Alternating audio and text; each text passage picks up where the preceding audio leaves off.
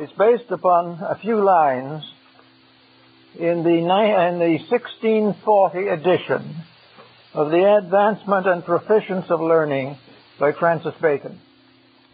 In this particular quotation, he tells us that we are dependent very heavily upon the passing of the lamp, the motion of the lamp from generation to generation, and that a group called the Sons of Sapience, or the Sons of Wisdom, are the custodians of the lamp.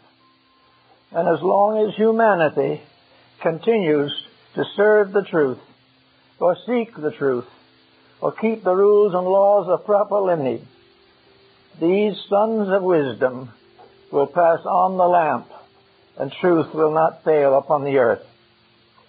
At this particular season, it seems that it might be appropriate to consider some of the points that seem to underlie Lord Bacon's statement. Who are the Sons of Sapience? According to him, they are those who have from the beginning of time carried forward the progress of humankind. Therefore, they belong to this mysterious order which never fails, never reveals itself, is never exposed, but continues quietly in the peace of its own inner life to perpetuate the virtues of humankind. Most people have never heard of such a person or persons as these Sons of Sapience. But they bring into focus a very interesting problem, namely that the individual has two biographies. Each of us, whether we realize it or not, has two stories of himself. The first of these stories is the one that begins with birth in this world, or perhaps shortly before birth, and continues through the years of life to the end. And this is the little biography that most of us know about. If this biography happens to be important, it will go into the encyclopedia. It will go into the family records. It will be remembered by the children and the children's children. And fame will accompany this person through the years of his life and through the years that follow his passing on. This is the one line of living that we are acquainted with. It is this line of living that we try to perpetuate. We do everything possible to be at least a constructive member of the society in which we exist. We hope to have a certain fame. We hope to gain distinction. We even hope to gain wealth, which is one of the most perishable of all assets. But we are also very much aware of ourselves in this little span of time. We have very little concept or idea or thought about anything outside of that. We believe that when we depart from this life, we will leave our possessions to our heirs and issues. We will not have any further part of it, and as far as the average person is concerned, he has no concept of what might be happening to himself after he leaves here. It is all very dim, because this little life that we know, as defined in the Shakespearean line, is surrounded by a sleep. We all go to some rest we know not where. We go to a mysterious future. Socrates refers to it also. He said that when he left here, he would either go to a better life than he had ever known, or he would cease and would have no further existence in time or eternity. So this is the way we live. We live within a philosophy of life that is bounded by birth and death. We live in the hope that we will be useful, helpful, or maybe even a benevolent factor in the society to which we belong. We try to build a reputation. We seek wealth and fame and distinction. We search for advancement in place, as Lord Bacon calls it, that we shall join those who are famous. A great physician we shall become, or a great legislator, or probably a great financier, or we will own vast properties, and for these distinctions we have a certain local celebrity. But what happens? When we lay down the body, these all fade out. Someone else has everything that was once ours. And while we leave these things to our issues, or to some philanthropy, or to some noble cause, we leave all behind and go forth into the unknown with no possession, no added physical addition to our lives. We have only one hope, that there is something within us that survives this transition. And even if it does, it can only take what we are. It cannot take anything that we have, or which we have accumulated in this life. Now, against this one biography, there is another, a second biography that we very seldom think of. A biography that would imply that each one of us has an existence in eternity as well as in time. And this is a point that Bacon seems to be making, namely, that we have not only a little life rounded by a sleep, but we have a greater existence that becomes a biography of an evolving being, going down through time and eternity, existing forever. And that this being is growing step by step. And what we call the life of the individual is only a moment in the existence of something greater. That there is within each of us something that survives, something that goes on to become part of this mystery of the sons of sapiens, the sons of wisdom. Actually, we have a biography that goes through hundreds of lives, but we have no remembrance of it here. We have no way necessarily of judging it, although occasionally glimmers may break through. But there is something in this larger biography that we must come to understand. We are not only born to live and die in this little body, but we have an existence outside of this body, an existence that creates bodies, that makes new forms for everyone that fades away. In Indian philosophy, this is called the rosary of Brahma. It is many, many beads strung on a single cord. And this single cord is life. And these beads are the embodiments that go on to form a marvelous jewel in the diadem or in the great buttons of the royal or divine order of things. We have, therefore, to consider a little bit of what happens when we approach life from the standpoint of this larger existence. That this existence is just as much our biography as the little one that we live in day by day. That we come into this world not new, but old. We come out again at the end, not old, but forever new. Everything goes and grows. And every human being has a life measured in time and a life measured in eternity.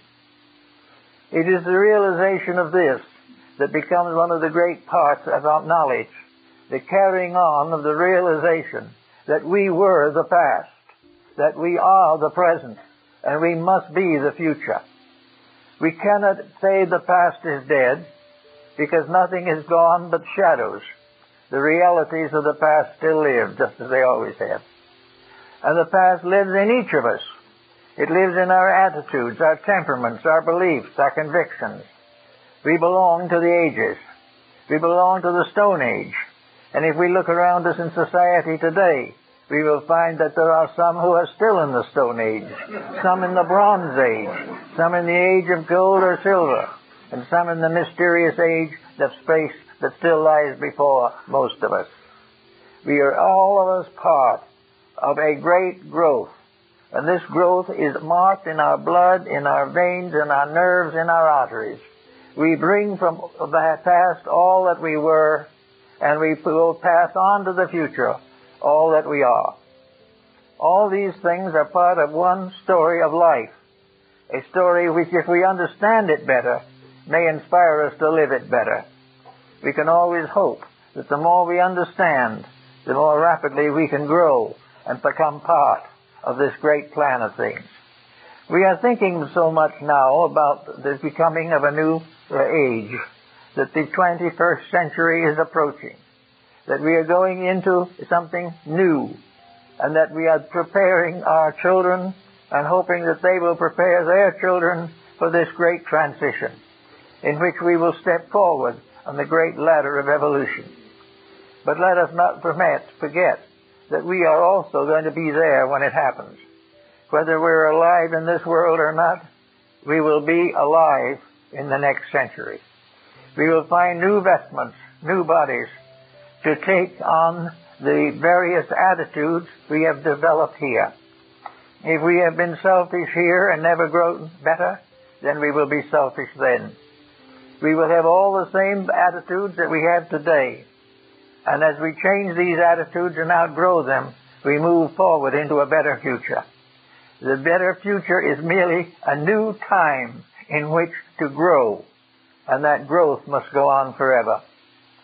Now the problem comes in, what do we mean when we say growth must go on forever? Do we have no rest? Have we no place of peace? But we continually grow forever and ever? Yes, I think probably we do. But as we grow wiser, growth is no longer painful. So finally, growth becomes fulfillment. It becomes the thing we want more than anything else in the world, because we have discovered the truth that growth is the outgrowing of limitation and not the outgrowing of life. We will continue to live. We will be happier. We will be wiser, more useful. We will understand more of the great mystery of life to which we belong as we grow wiser. Therefore, to go on forever means to grow forever.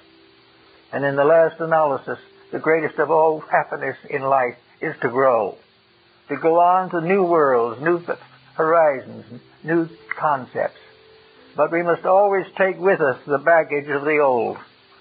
We must take with us all the unfinished business that we have gone through in the past. Somewhere in the ancient times, we were the Medes and the Persians. We were the Greeks and the Romans. And we go back to the early people of Gondwana land, Atlantis, and Lemuria. We are all these people. They live in us now. We are them. Because this world is not made up of an endless group of new lives. It is made up of a sequential, a development of a certain species of being, born and brought up and in the wisdom of the divine mystery. Therefore, we are always growing as ourselves. But we are outgrowing the little self that we now cherish and try to defend. We are outgrowing the smallest beginnings to something larger. We are growing forever like the chambered nautilus. We are forever fulfilling. And in fulfillment comes the final happiness and the final wisdom to go on to the divine work which we were intended to do. Somewhere in the fields of space, we must sow and reap. Somewhere in the eternity of things, we must come closer and closer to the divine principle. And in coming closer to that, we become closer to the hearts and souls of those who need us. And we become, in truth, the sons of wisdom, the sons of sapience, who become the brothers, the custodians, the friends, and the protectors of the other lives that are coming up around us. The lives of other creatures, the lives of other kingdoms. They're all somewhere and sometime. And we will all, in fullness of life and fullness of realization, fulfill the purpose for which we were originally fashioned. So with this realization working in us, there comes to us an idea of Bacon's concept of the two biographies. The biography of the individual in this life and the realization that this biography is an instant, one page in a great document that goes on as it has always gone on, from the beginnings and from the ends of things. Now this brings us another important situation to measure. We as we are today are not just people born now. We are not here to gain everything from our ancestry or to become the utter victims of our environment. We are our environment. We have created it. It is the rung of the ladder where we now stand. It is the place which we have reached. And within each of us is all of our past. And within each of us is the realization of the need for all of our future. We are therefore living constantly in a growth that is being nurtured from our ancient experiences and which is being moved forward to the future that is still unborn. We also have to realize that in this mysterious procedure, we have within ourselves a vast body of knowledge, a tremendous group of facts, which perhaps when they occurred were not understandable. We're having the same thing today. We are in the midst of an emergency of nations. We are in the midst of a critical situation arising from the misunderstandings and misapplications of the principles of life.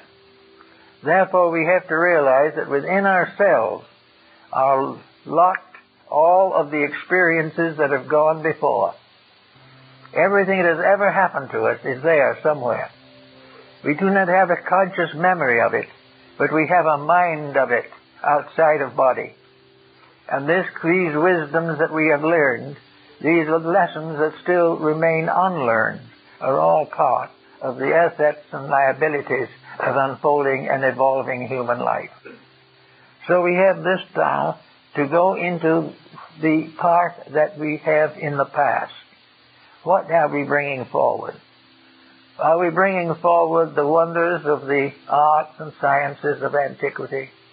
Are we the wonders of Egypt, the wonders of India, the wonders of China? What have we brought forward with us, locked in us? Well, we have brought exactly what we earned. We have passed through certain experiences, and we carry forward our own reactions to these experiences. When we were Chinese, we were good Chinese, medium Chinese, and bad Chinese. And the medium and the badness does not mean that that is peculiar to China. A bad disposition can cut through all race and all time and remain until it is corrected. So we have all kinds of unlearned lessons, partly learned ones, and lessons that we have not even met yet. There are things we must do that we never heard of. There are things we have done we would like to forget. It is all part of this path.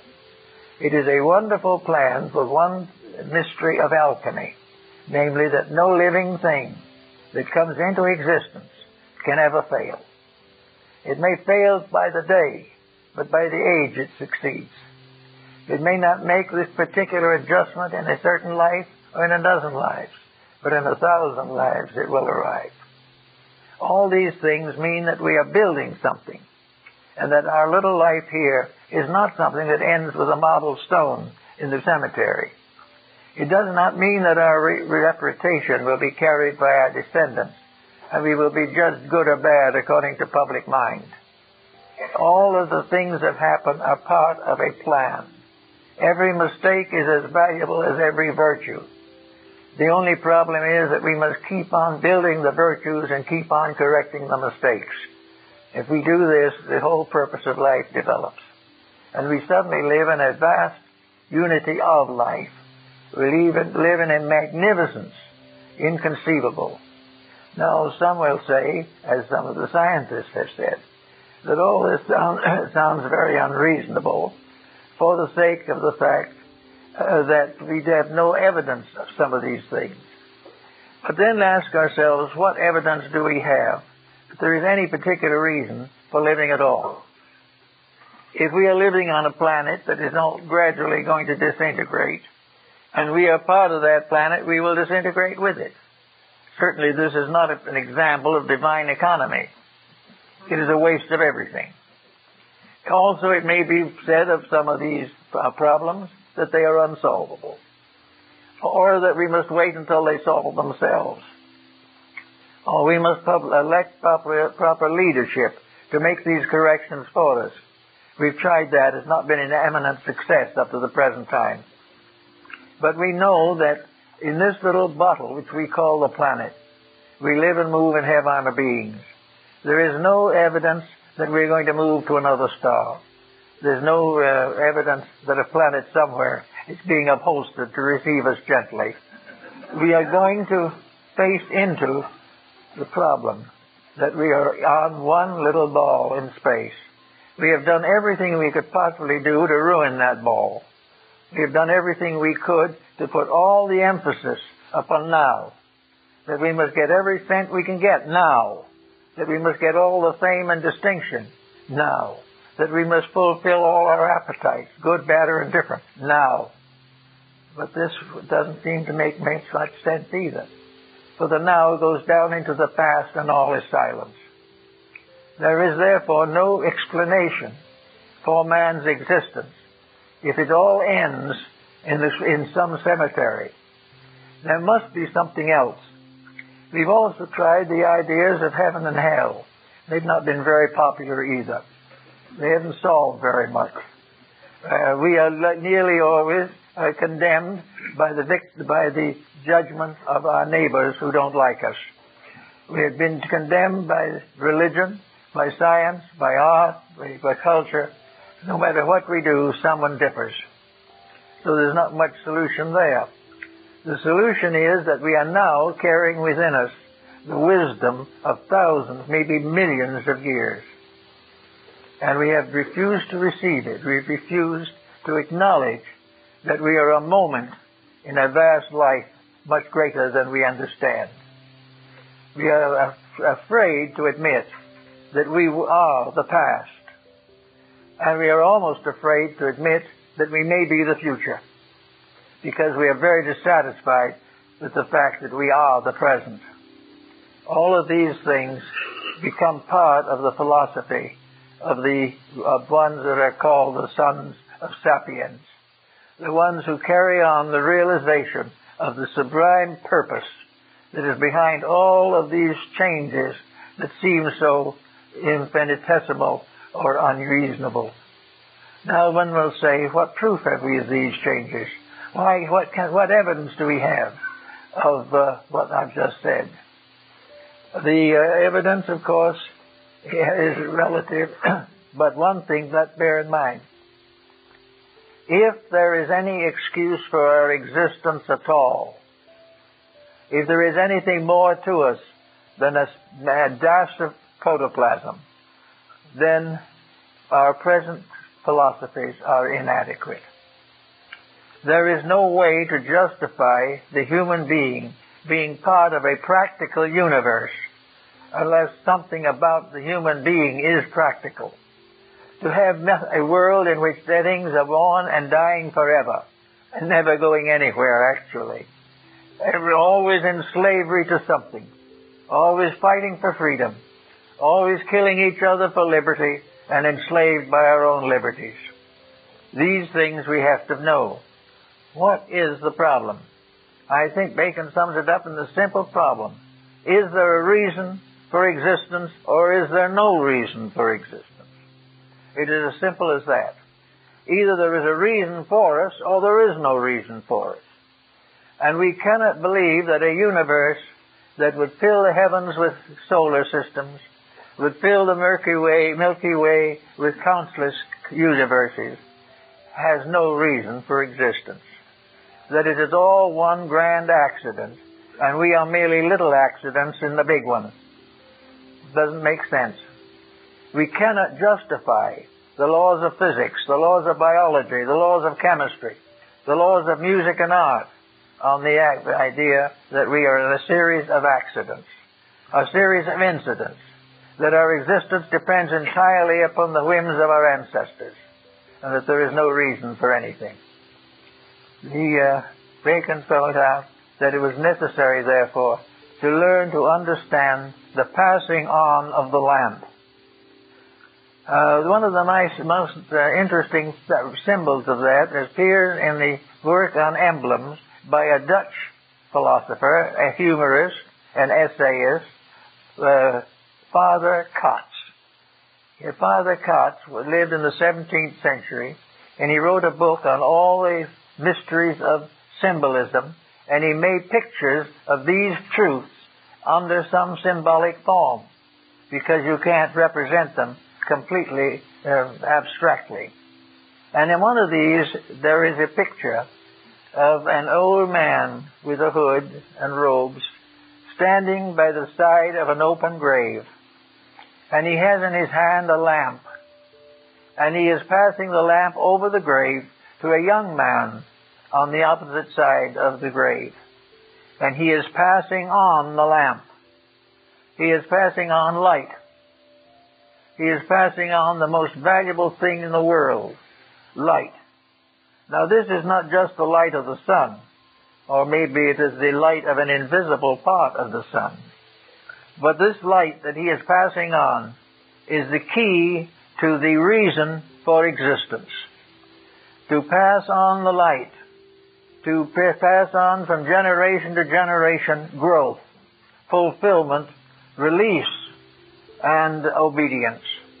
That the greatest of all wisdom is to obey the infinite plan of things, and to learn to obey that plan by gradually releasing our own experience. Now, back of each of us is enough experience to prove what our mistakes do to us and what our virtues do for us. We are constantly surrounded by evidence, and a certain amount of it comes through to us as intuition. There is a certain wisdom that comes out of the subconscious of ourselves. And of course, we block that subconscious if, in our conscious life, we do not permit the wisdom of the things that are in this deeper part of our own understanding. While we believe in war, the experiences of ages of peace locked within ourselves cannot be released. We know we can't release ourselves from war by literal history. We've had thousands of wars and the peace is not yet, because we have not found out the true way of achieving this peace. Now, we think we're going to elect officers to do it. We're going to have changes of politics. We're going to have all kinds of improvements. But the one thing that we forget is that the truth about the matter is already inside of us, and always has been.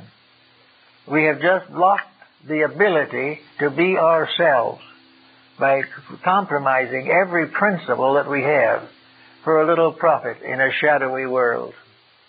We do not permit the best part of ourselves to come through. We cannot understand or accept that there is nothing but one family, that we are all brothers and sisters, that we are all part of one vast family working through space for a destiny which is locked in the will and wisdom of deity. So we have to begin to understand these things. But the moment we have a reverse, the moment a relative is no longer a friend, we lose faith in the universal brotherhood. These things are just simply part of our own inability to rise above the commonplace reactions which we have set up as standard. He didn't treat me well, so I'll treat him badly. This seems to be the idea of universal justice. That both might treat each other good has not been given much consideration. It's not believed, because we do not live that way. But in every one of us is locked the brotherhood of man, the fatherhood of God, and the future of the world. We have to find these things. And if we do not find them, then we will fail to make the adjustments that are necessary. We know now exactly what the 21st, 22nd, 23rd, and on centuries are and should be. We know exactly what is necessary. But we do not know that we know.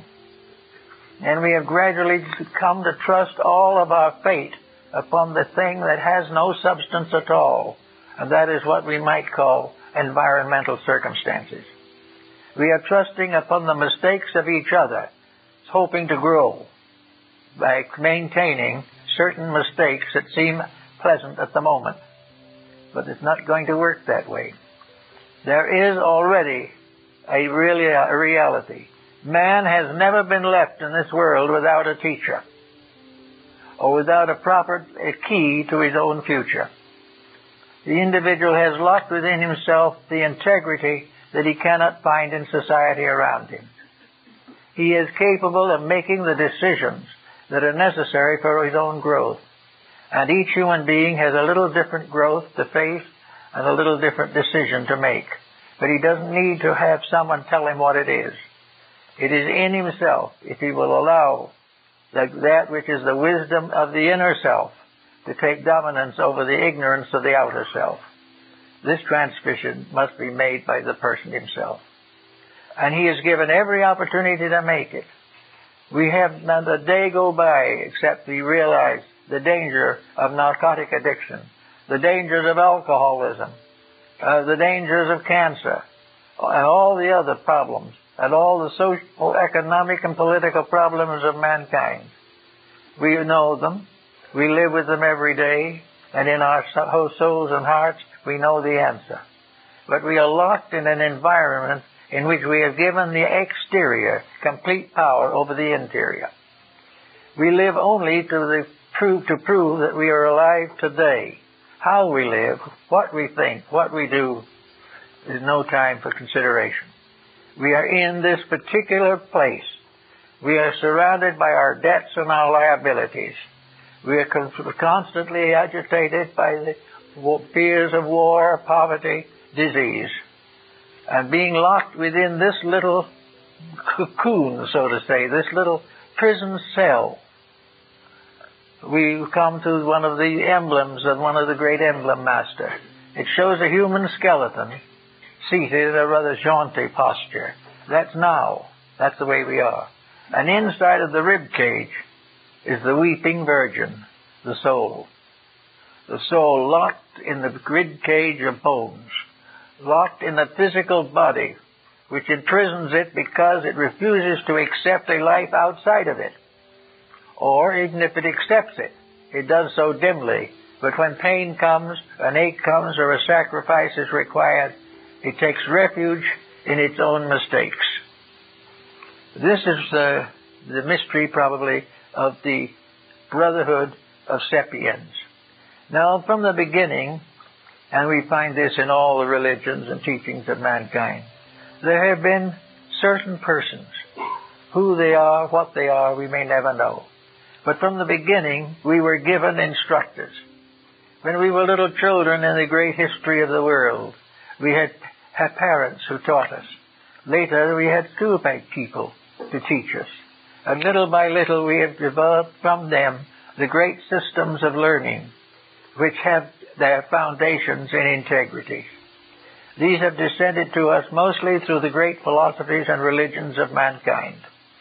They come not only in religion and in philosophy, but they are subject to the adulteration of themselves because they have to pass through this consciousness that is locked in materiality.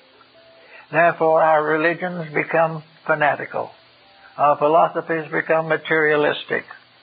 The great dreams that we have are low until finally all we can really think about is one step forward in our own industrial accomplishment. But the brotherhood of the sapiens, those who have lived and those who have wisdom, has come down to us. There isn't a single problem that we face today that we have not faced before. There is not one of these problems that we did not answer reasonably well. And there is not one of these problems in which the answers have not faded away because the individual becomes locked more and more in the immediacy of fame and fortune. As soon as it becomes a problem of sacrificing a mistake in honor or in credit of something better, we hesitate. The mistake is perhaps to cling to the sins we have. This is not a very solutional situation. We can try everything but a cure, and then nothing will work but the cure, and we are afraid to try that. So out of it all comes a series of dependencies, a series of compromises, and we are now heading into a compromise for the new century. Lots of folks now are deeply concerned in the building of the 21st century. We hope tremendously that we're going to solve problems. We hope desperately that we're going to get through to that new century without another war, without further bloodshed, and without further tragedy. And yet every day as we read what happens to nations, we are also reading of what happens inside of the skin of each individual. The selfishness, the abandonment of integrities that is now cursing the world is also cursing us because we are the source of it. It isn't the heavens that made selfishness. It is man. It isn't the heavens that give peace. It is man. It is the people and creatures that we have fashioned that must carry on the work that still remains to be done. So in this particular type of thinking, we already have the answer. Nature is giving us a little nudging now and then. Nature is very wise because nature has a little remedy when we don't behave ourselves. When we get too far out of line or get too arrogant or self-centered or ambitious, we set up in society a pattern that destroys us or makes us so miserable we can't live with it anymore. So we have a choice. When we have made a mistake and tried to live with it, and we can't stand it any longer, we have two choices. To continue to try and live with it till it destroys us, or change it and survive. If we do not solve a problem, it will curse us till we do. And if we never solve it, we will never have the peace that solution can bring. Nature is very particular about these things. Absolutely just. It has never failed to reward according to the virtues and integrities of the occasion. And it will never fail to do that. So we have the importance to give the universe and our own inner lives an opportunity to exist. Now, when we are our own inner lives, what are we talking about? Well, someone says, well, there's a spirit probably living in there somewhere. Or maybe we have a soul. Or perhaps we have a mind that governs bodies. Or perhaps we have a body that dictates to mind and all the rest. We have all kinds of things under there. But what we may not recognize is that we have an eternity under there. An eternity which gave birth in the beginning to time. And time now which must someday give birth again to eternity. We have within ourselves every necessary element for the solution of any problem that we can ever face. But we can't quite get through to it. And when something else comes along and we find that our solution is interfering with our pocketbooks or interfering with some ambitions that we have, we hesitate. And we cling to the ambitions and we cling to the pocketbook, and they are buried with us. We have got to get to the point where we are stronger than our own weakness. And in order to be stronger than our own weakness, we must transcend the temptation to put the small thing first and neglect the greater thing entirely. So we have at this moment another challenge. How are we going to meet this next century that comes along? What are we going to do about it? Are we going to move in there with exactly the same things we have now? Are we going into the 21st century with the narcotics problem unsolved? Are we going in with crime still rampant? Are we going to go in it with all kinds of ulterior motives, selfishness, self-centeredness, arrogance, and just generally bad disposition? Or are we going to try to do something about it? Now, everyone would like to do something about it. So the next problem is that we must elect some representative and give office to him so that he can take care of us. We've been doing that for a long time, and you find out in the end that the only thing he's taking care of is himself. This in itself is obviously wrong. There can be no remedy to the present situation until integrity in the individual is strong enough to overcome the temptations which now dominate him. Without integrity, there can be no advancement in civilization. If we do not have the courage and wisdom to do what is right, we will not have the courage and wisdom to follow some person we elect, even if he is trying to do what is right. We will drag him down. He will not lift us up. We've got to support the things that we believe to be true. We've got to gradually, quietly work out our own adjustment to life. It will be a little different for each of us. In some cases, our temptation is one thing. In some cases, it's something else. And according to our achievements, certain temptations will come into focus in this lifetime, and certain will have to wait. But if we want to be any better than we are now, we've got to let betterness come out from ourselves and not try to impose it upon ourselves by means of federal or world governments and laws.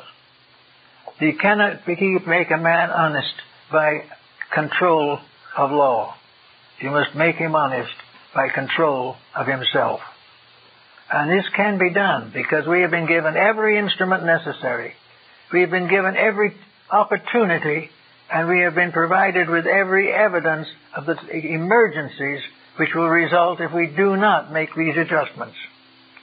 We have seen two great wars in our own century. We have seen misery, and we have seen it go on. We have seen that we are now doing business with those we fought 50 years ago, and in 50 years now, we will be doing business with those we are fighting with today. It will go on and on. The only answer is honesty. The only answer is the recognition that we live in a beautiful world and that we are destroying it. And that this destruction is not going to be overlooked by natural law. As an individual disobeys the laws of his body long enough and systematically enough, he gets sick and dies.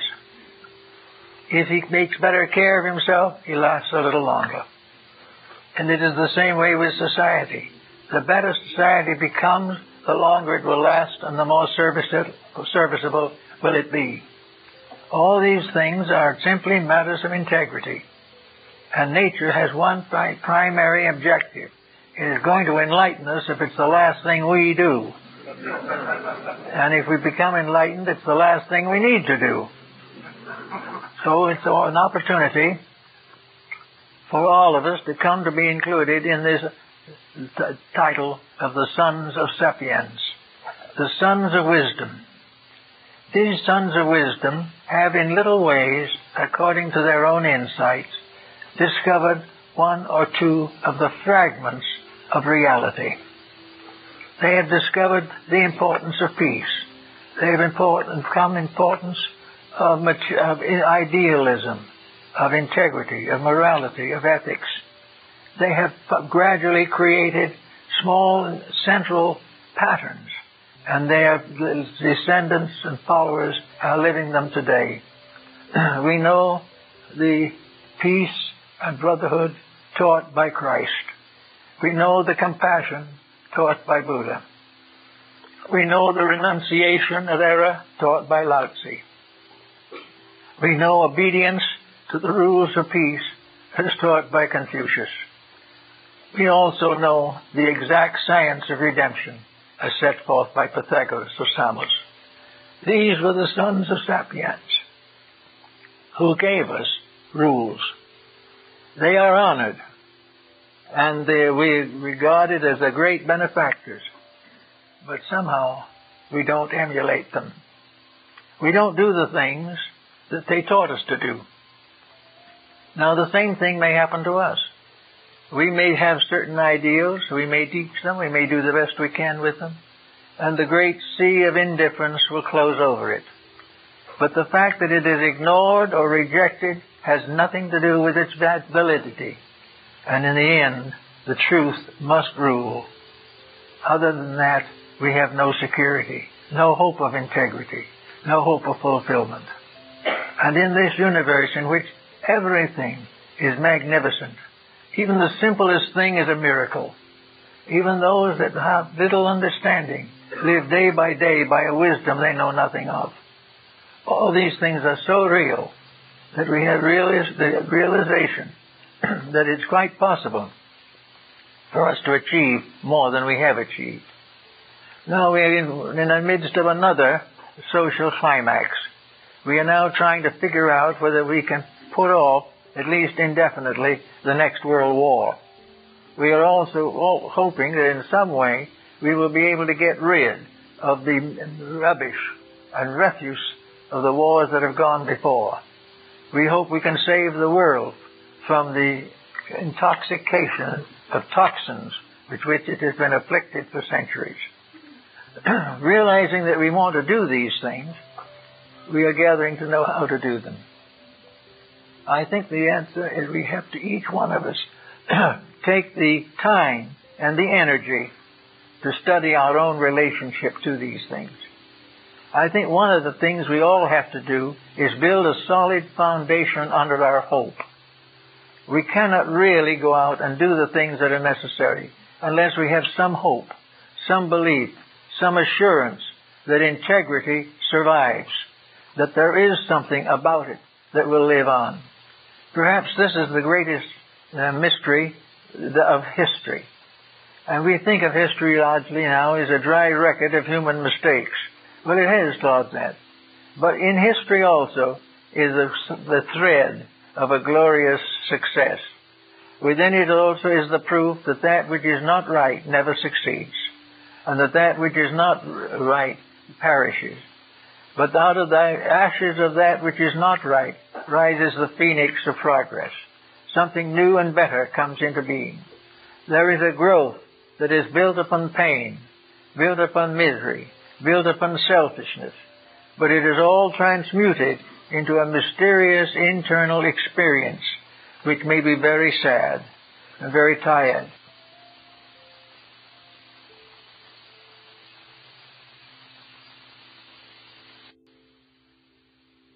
It is the only way we have been willing to accept the growth that is our proper heritage. So we have to work day by day to build into our society, into our own personal lives, the basic principles that we believe. If 5% of the people of our creation, human beings, if 5% would be dedicated to principles, it would change the course of history. It isn't all necessary. It will all come. But if a few achieve and prove conclusively the reality, they will gradually draw to themselves all who are no longer hypnotized by the delusions and fantasies of worldliness. So at this time of Christmas, we're gaining here a new vision. We are celebrating the life of a great teacher who gave his life and gave everything to bring truth and wisdom and brotherly love to mankind. He has given it to us as citizens of the Western world, as of all the European nations and of the Western Hemisphere. We have been given this proof, and today and over the next week or two, we will be honoring the supreme symbol of the brotherhood of man and the fatherhood of God. We will also be celebrating the wisdom, the love, the motherhood of reality, the motherhood of truth over all the sorrows of mankind.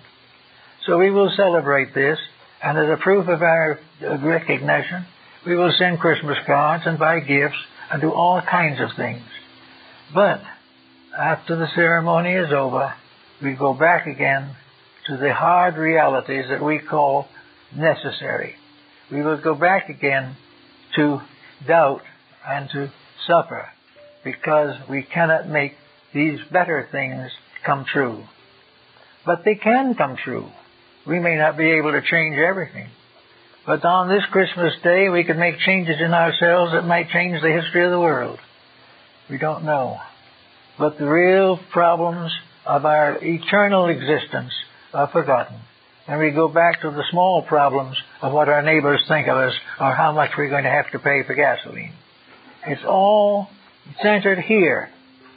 And while we try to find the solution on the level of the problem, we will not succeed. It must be found by being upon a level above the problem, a level which permits us to see the facts as they are, and not as tradition has established them. We've got to have the facts as they mean to us in solving the great problems of poverty, war, peace, and the universal destruction of essential elements of survival. We've got to watch out now about gasoline, about air pollution, food pollution. But all these things are lost in a great maze of the fact that if we make any important changes, we will be attacked directly in the pocketbook. And as a result of that, we'll suffer more than in any other way. Therefore, we won't make the changes unless we have to. But philosophy tells us that wisdom and truth have their own power. If we do not make these corrections, we will suffer more. And we will blame politicians, and we'll blame situations, and we'll blame nature for all these problems. But they really rest in our own inability to live within the universal means of the worlds to which we belong. We have got to keep the faith. We've got to keep within the reasonable proportions of existence. We've got to realize that more entities are coming in all the time, and we're going to have to take care of them. And the problem of a few achieving all and the rest left in bondage cannot go on. We've got to prepare for this, out of this world, not a palace for a few, but a rest house for all passing through on a journey beyond the stars. We have got to build foundations in reality. We've got to start trying in a little way to practice what we preach. We've got to honor the ones who have given us the most and honor them most by following the examples they have given us. We have all the need we need for Christmas this year. The examples of a great dedication and the immediate answer to a great need. There is nothing that is being celebrated on this Christmas that isn't part of a growth that we must all make. Here is the opportunity to end forever the griefs and the feuds. Here's the time to speak of the relatives we haven't talked to in 20 years. Here is the time to forgive the shortcomings of our neighbors and hope that they will forgive ours. The time of the great material success in which we sacrifice all to save face is gone. We've got to save the reality. And the reality is we are one creation on one planet in one solar system. And we've got to learn to live and like it. We've got to live to grow, to prove that one solar system is big enough to take care of the growth of 10 times the number of beings that we have on Earth today. We can take care of many, many times if we take care of them in the spirit of truth. We cannot take care of them by making slaves of them or by various political chicaneries. We can, however, take them all and make a world of peace by doing it right. More in his Utopia was one of the sons of Sapiens, and Bacon acknowledges this in one of his writings. But in More's Utopia, there was no problem such as we know it today. And this is a very interesting problem. More's Utopia was a large country, as large as France. It wasn't a little island somewhere. It was a country in which people had outgrown selfishness, that they had discovered that for that little moment of victory over their neighbor, they had paid by watching their worlds fall apart.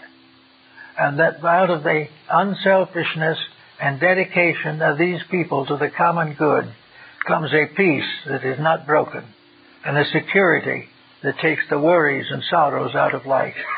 Now they'll say, well, there's not any room there for competition. And nature says quietly, what is competition? It is nothing but a misstatement. It is a mistake. Competition is the effort to perpetuate selfishness forever. And you can't do it. Because ultimately, if you do not control and redeem selfishness, it will destroy you.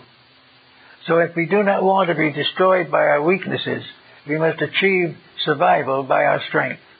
We must find within ourselves the strength, the wisdom, the integrity to live according to the law.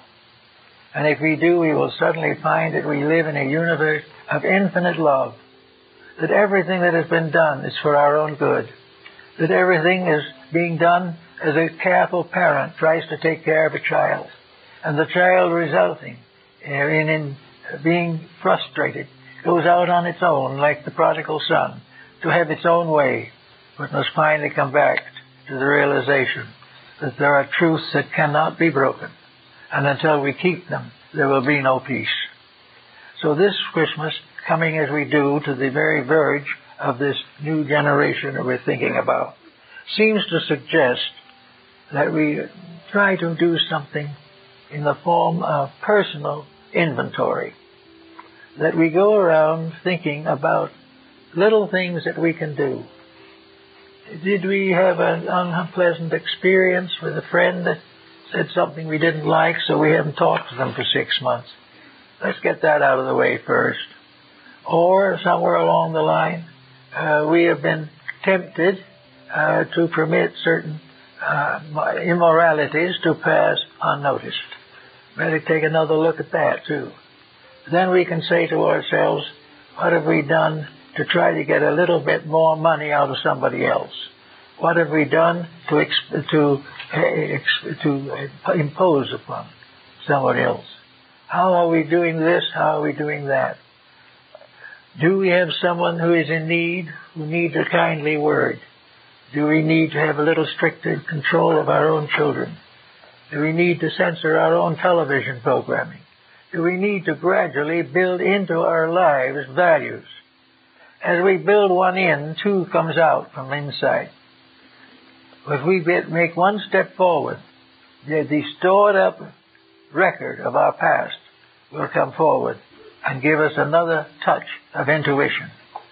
Intuition is very largely the past reminding us of something, reminding us of things we skipped over too quickly, reminding us of thoughtfulness that we never exercised. We have friends and relatives, we have strangers in our midst. We also have the power of legislation. We have an opportunity to vote for what we believe. Maybe we won't make it, maybe we will. But if we have a truth which we regard as important, we don't go out and fight and shoot people for it, but we quietly live it and pass it on to those who are willing. And as we pass one idea or one ideal on to another person, we pass the will of the heaven. We pass the lamp across the open grave of materialism and pass it to a new generation. But we pass on the light, not the darkness.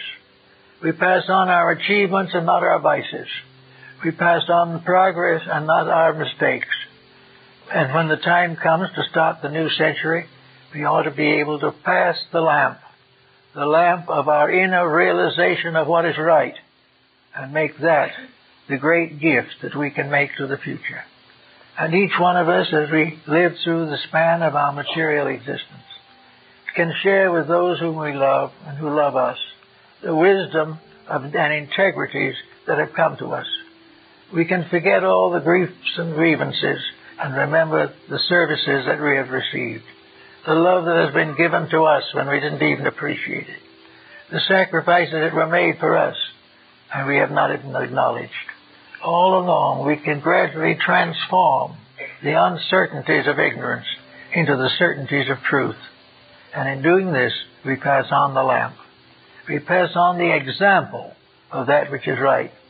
And then you never know where that light is going to strike. And across the open grave of ages, the lamp still shines, for the great truths of life will never fail. But it is possible for each individual to reach out, to touch some part of it, and to take the lamp from someone whose hand is faltering. So every century must have not only those who support its economics and its industries, but those who love and respect its virtues, that recognize the tremendous privilege of sharing life, sharing love, sharing friendship. And if we share the best we have, we will pretty soon have a world that looks quite differently. That is one of the big, beautiful things about Christmas. No matter how poor we are, we have something to give, because in the soul of ourselves, there is always a wealth that we probably do not even realize. There is always the wealth of all that has gone before, the wealth of life after life, lived in every part of the world, in every level of society, always learning something better, always outgrowing the old and growing up to the new. This is a major emergency now. We've got to outgrow the old. We do not let it die. We do not curse it, because we know we needed it. We know that the mistakes that we have already made are the only hope that we have of doing it better in the future. If these mistakes had succeeded, all the laws of nature would have been frustrated. If for one moment vice has a victory over virtue, we are lost. But never in the history of the world has vice ever had a victory. It has merely been something that individuals took instead of the truth. And because of their taking that, they have died without the truth. So we all have something to look forward to. We have something that is locked within ourselves, perhaps for ages, for all of the history of the world, the history of space, the hopes of generations long vanished. In our hearts and minds are the ruins of empire, but also in our hearts and minds are the hopes of eternity. So if we get together and do something about this, we will join those sons of sapience, of wisdom, and we will in due time pass the lamp of our learning to the next generation. It must be a lamp worthwhile. And that's a lamp that doesn't need petroleum. It doesn't need any element that is in short supply. It needs only love and friendship, which have been in abundant supply for a long time, because no one has used them too much. There are plenty of them left. And with those fair thoughts, I want to wish you all a very Merry Christmas, a Happy New Year, and hope that each one of you will take the little lamp of truth in yourself, let it light your life, and pass it on to those who come after you. Merry Christmas.